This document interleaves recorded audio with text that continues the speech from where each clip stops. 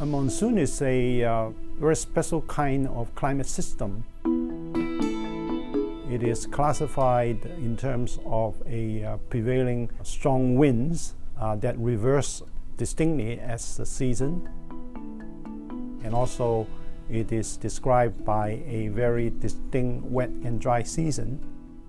The rainfall that fall within that wet season should be more than 60% of the entire year. The fundamental drive for the monsoon, both in India and other parts of the world, is that there's a large area of land which gets warm compared to the surrounding ocean. And that surrounding ocean provides the moisture which is then driving the precipitation that constitutes what we think of as monsoon. If you simply look at the Asian monsoon, you can estimate, and various estimate, more than 60% of the world population live right in that area. And the monsoon, the water provide the fresh water supply for this population, not just for the daily life, for agriculture, for the industry. And so the entire region, the people's livelihood depend on the very delicate balance of the water balance in that region. GPM gives us the chance to look at precipitation around the world.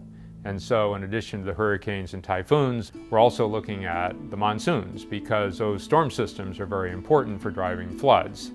And the advancements in GPM will allow us to do a better job of providing precipitation information so they can make better forecasts of the floods. Monsoon is not just simply a local problem, a curiosity. It actually has a huge amount of societal impact in terms of how it changes in that region. The economy in that region can affect the entire world, as well as many, many things that happen in that region.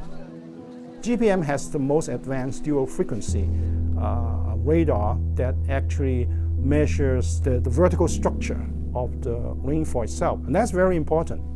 The DPR gives us an unprecedented capability of teasing out relative sizes of particles, and this is really important for understanding how the microphysics, the rain process works and the snow process, and also how those can then be represented in numerical models that are critical for forecasting future events. To study the monsoon, one thing we didn't know is to know what we call the predictability of the monsoon. How well can we predict the monsoon at that time? And in order to do the prediction, we need to have to know the variability very well. This ranges from daily to weekly, seasonal, and then to what we call decadal variability.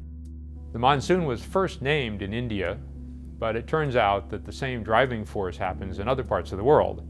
And so, for example, in the Northern Hemisphere summer, you have monsoon in West Africa, you have the monsoon in southwestern North America, and then in our winter, the Southern Hemisphere summer, there's a monsoon that happens across northern Australia.